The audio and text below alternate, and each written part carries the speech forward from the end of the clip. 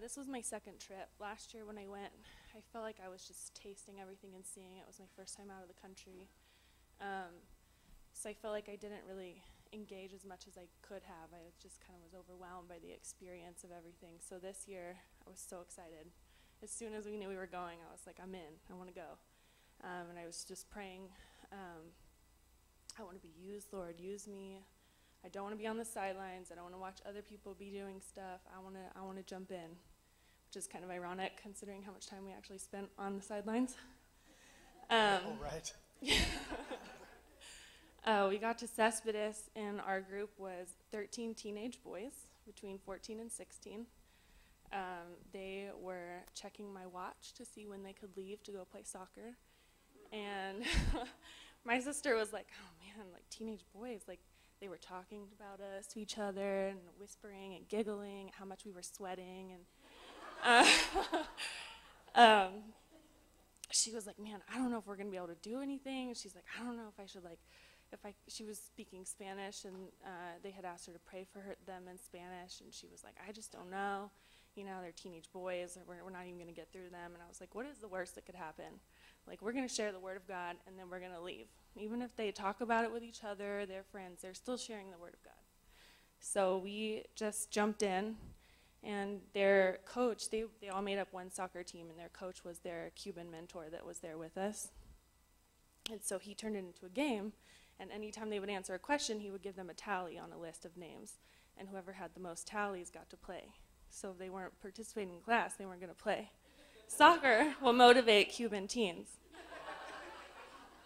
So we went to watch their games in the afternoon, and we stood on the sidelines in the heat, and they saw us, and they waved at us, and laughed at how much we were sweating. And they thought it was really cool. So in the next day, we prayed for one boy who was having surgery. We were only there for 4 days, I think. And then on the last day of lessons, we prayed for each boy individually and Yamani, their coach. And we asked them if they wanted to pray for their friends, and they said yes. And so we prayed one at a time. We anointed them, and they all gathered around their friend and laid hands on their friends. And one of the boys was 14 years old and had lost his father a year ago, and none of his friends and none of his teammates knew about it. Only his coach, who had been with him for 2 years, knew about it. And he had come to his coach separately and asked if he would tell us secretly so that we could pray for him without his friends knowing. So he trusted us with that, even though he didn't trust his friends. We had another boy ask for healing in his knees, and that we would pray for provision for building materials. His family was building their home. And so after we prayed for each of them, the coach, Yamani, gave testimony saying he had had a migraine when we started praying, and when we were done, it was totally gone. And he said he'd noticed a change in the boys, that they had been fighting over which position they could play in soccer. And just, you know, they're teenage boys. They were just fighting and nitpicking, and they were picking on Alejandro and this and that. And he said that he could see that they felt the love we were sharing with them, and their attitudes towards one another had changed. And we asked what they had learned, because they were regurgitating a lot of the information really well. I mean, they were just answering kind of what we were telling them. So we asked, you know, what does it really mean to you to have Jesus in your life? And they said, well, he's a friend, and we don't have to be afraid, and we can be healed, and he can do miracles, which is incredible. And a 16-year-old boy who's sitting there, you know, waiting to play soccer. So the last night of church, in the evening service, the first night they were just kind of doing their own thing in the corner, not really paying attention, watching soccer on their phones. And so we were sitting there the second night, and all of a sudden I look up, and they all come filing into the pew next to me. And they've all got popcorn from the street carnival, and they were all passing it around, making sure we all tried some of it. And then after the service, Pastor Carlos asked us all to pray. And so we were moving around, praying for people in the congregation, and I get to the back, and I see they're all lined up waiting for me to come pray for them. They had specifically gone around to pray for me, and they brought some of the younger boys with them to come get prayed for, which was awesome. So then the last day, we were having lunch on the third floor of the church, and it's open, so you can see all the way down to the street. And I was standing there waiting because I was hungry. And Caitlin, my sister, was elbowing me, and she was like, look, look. And I looked down, and there walking back from the park on the street, and they're just waving. They could see us. I don't know how. So we waved back, and they were saying, we won, we won. So we were like, oh, good job, and we're waving. And then we just thought, they're going to go home now. So their coach comes up in the doorway and was like, hey, they have something to show you. And we were like, okay. So we go downstairs, and they're all just waving their little arms excitedly. And they were like, we won, we won. And we were like, we know. And they were like, no, we didn't just win our game. We won #1 in the whole tournament.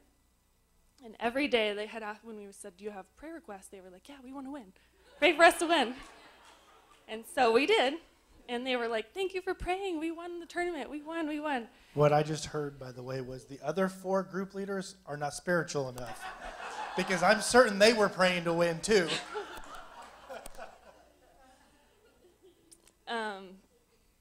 And so they each had a certificate that said first place. And it was on really good cardstock. I mean, out there, I didn't see any paper. If it was, the coach who was keeping tallies it was yellowed, it was old. He had it for a really long time. It was folded. It was special for him to have this paper. So they each have their certificate, which is a big deal. And they said, we want you to have one.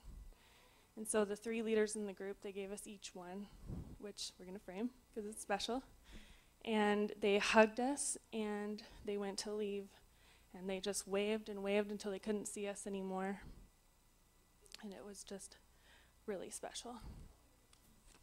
And then I have one more thing. You're going to regret making me come up so often. I'm going to turn into Manuela. It's not a bad thing, most of the time. Most of the time. So last year, a lot of you remember Pastor Carlos came here and preached. And during the worship, I had a vision of a woman dancing joyfully before the Lord. And I didn't know who she was. And then when he was preaching, he talked about his wife, about Soledad. And the Lord revealed to me that it was Soledad. So after the service, I went and told him about it, and he recorded it to tell his family. And so when we got to Cespedes, Manuela pulled me aside. And they said that the same day in Cuba at the church, his daughter was at the service, and another woman in the group had relayed the exact same vision to her at the same time, which is incredible. We are one church serving the same God, whether you're at home or in Cuba or on the sidelines. It was just truly an incredible trip.